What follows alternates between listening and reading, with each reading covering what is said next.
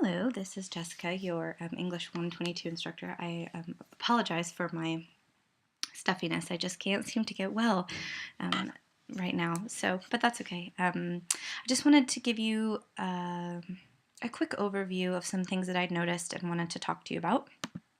So the first thing is this lonely PowerPoint that I started. So a word on plagiarism really quickly. Any idea that you use that is not your own needs to be cited. And the important word here is any idea that you use, that is not your own. Putting things in your own words does not make the ideas your own. So I noticed a lot of people are mentioning, oh, I'm having trouble, I have trouble putting things in my own words and I don't know when to cite things. Anytime you're using anything that is not completely of your own thought, it needs a citation. And if you're finding yourself basically citing after almost every sentence, it's because what you're doing is just collecting facts. You're collecting information to put it all together, and that's not really what this paper is about.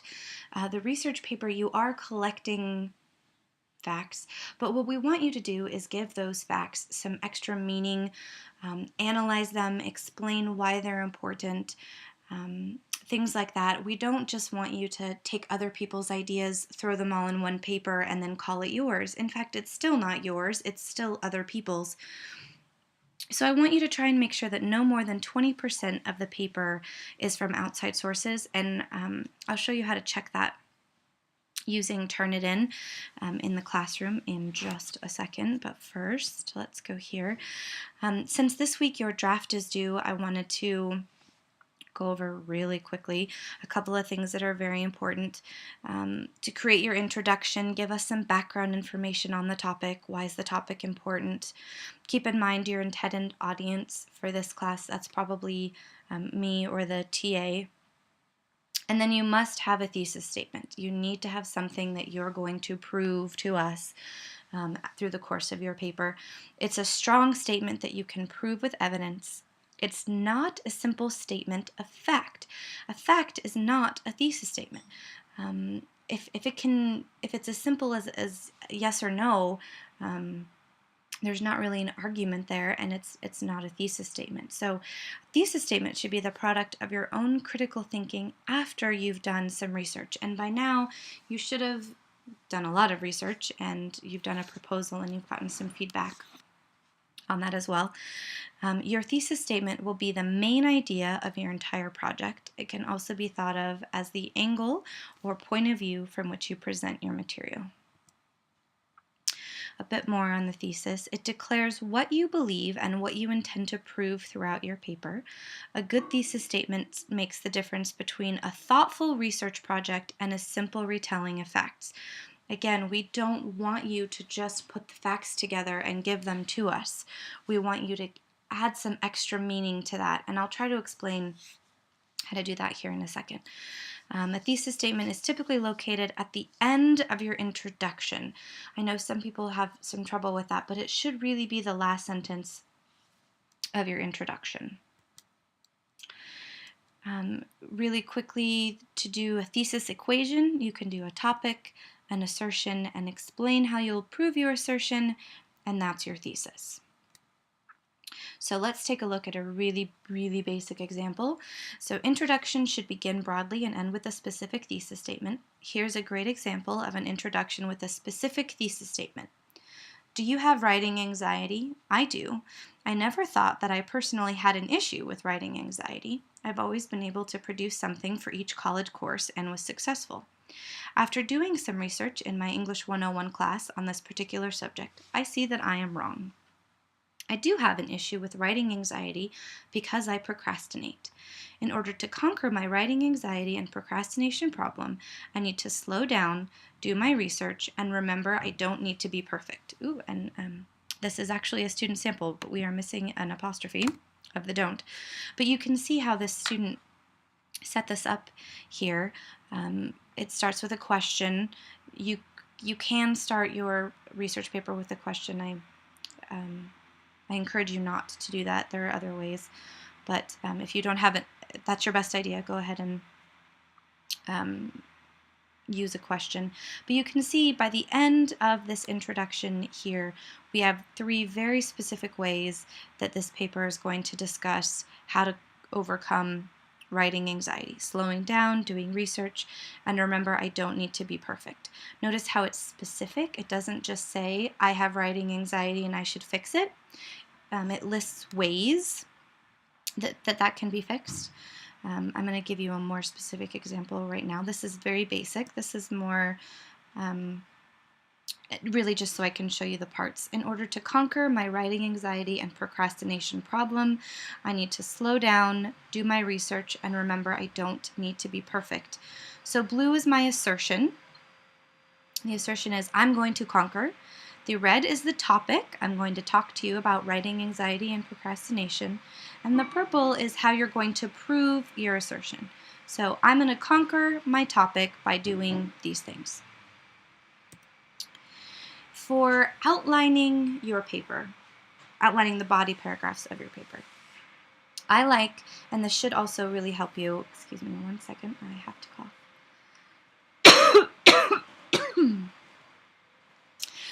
Sorry, actually I don't even know if you could hear that or not. But the body paragraph should basically look like this. The first sentence should be your topic sentence. The second sentence is your opinion, and the next sentence is a fact or support. You can quote the facts that you found through research. If you would rather rewrite them in your own words, you can do that too, but it's all the same thing. It's all ideas that are not yours that you are putting in your paper. You then need to elaborate. How does this fact support your idea, and why does this idea matter? 1 second, I have to cough again.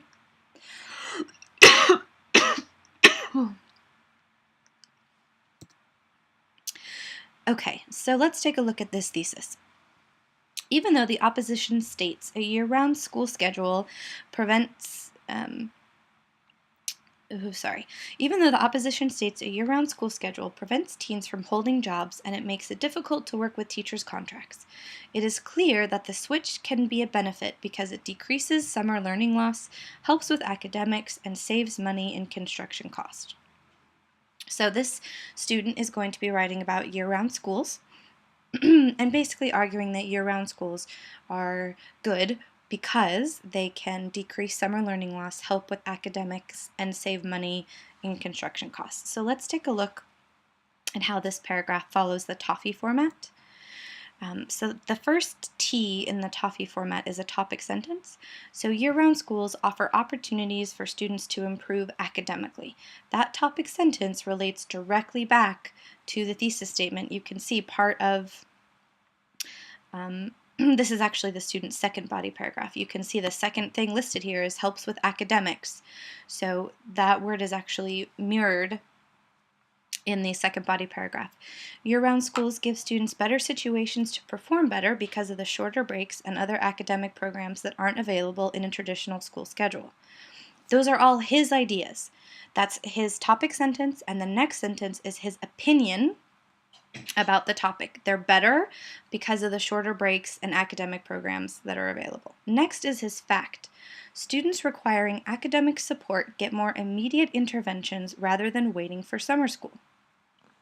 So this is the one sentence from this entire paragraph that is not his idea.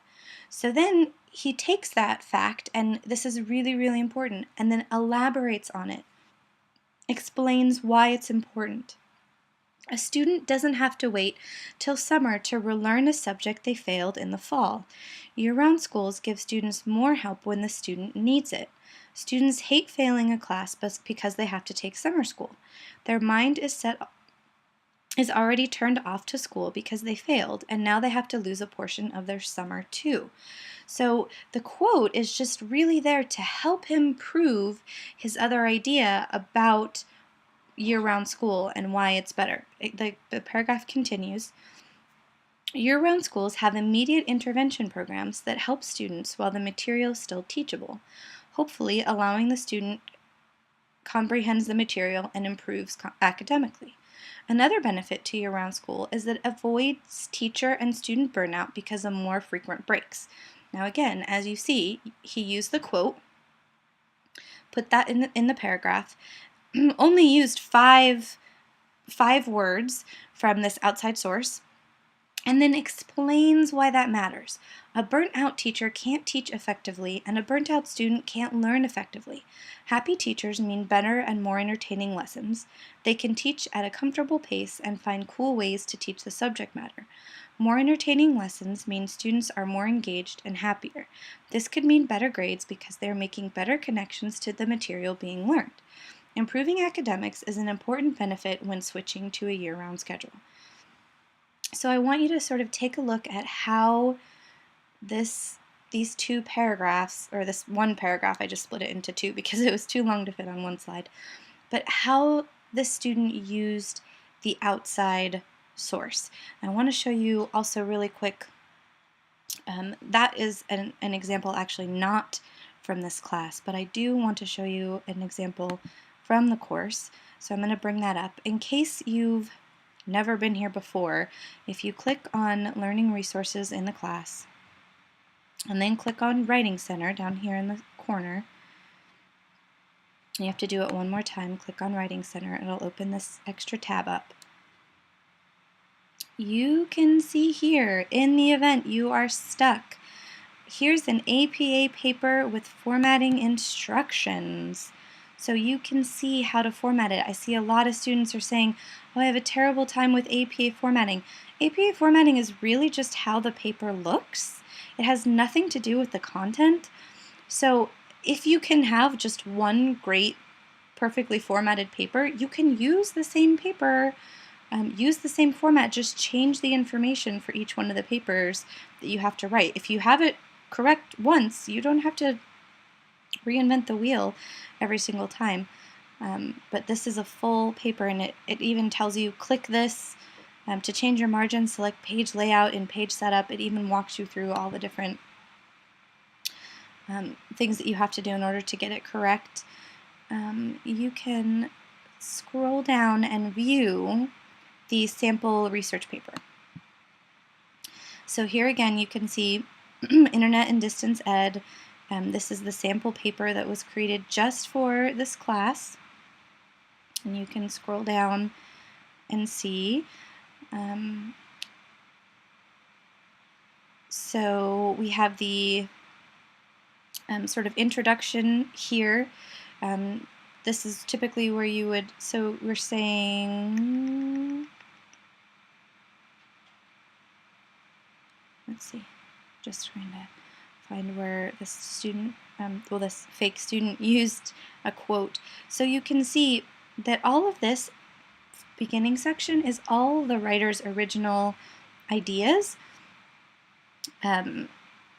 And it's not until further in the paper here that we have Witt and Mosler, the new opportunities that a college degree will provide is made possible by the advantages of online education, including classwork on a more flexible schedule, ease of doing research online, ease of collaborating with others. And then it gives the quote from the Adult Learning in the Information Age, paragraph 1. And then it goes through and explains the next kind of communication and why that's important. The really important thing to remember for this paper is you have to explain basically why it's important.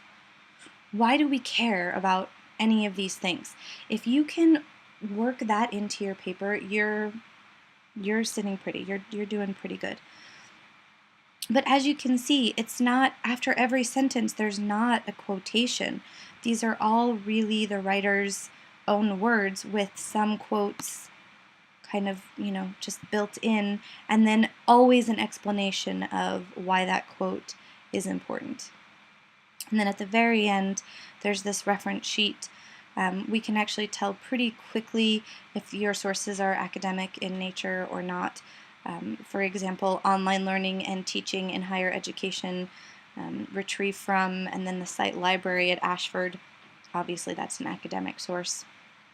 The same thing, this next one's from the Quarterly Review of Distance Education, also a scholarly source. So it doesn't take us very long to see. If you use certain databases for your references. They even sometimes have a Cite This button, and you can just click that and it will give you the full APA citation. It's really quite fantastic. So just back really quick, I think I had one more slide here to just go over with you from current slide. There we go. So just 3 big ideas from this. Be sure to discuss your own ideas. Give meaning to the facts. Your research is basically supposed to be finding facts for us and explaining who cares. You must include a thesis. Try beginning the thesis with statements like although, even though, or despite. This helps set up the argument of your paper. And then last but not least, TOFFEE your paragraphs. So each paragraph should contain your topic sentence, your opinion, your fact, and then explain your facts. As always, if you have any questions, I am here to help. So please let me know if you have any questions. Actually, let me put up really quickly, I will do a new slide so that you can have my contact information.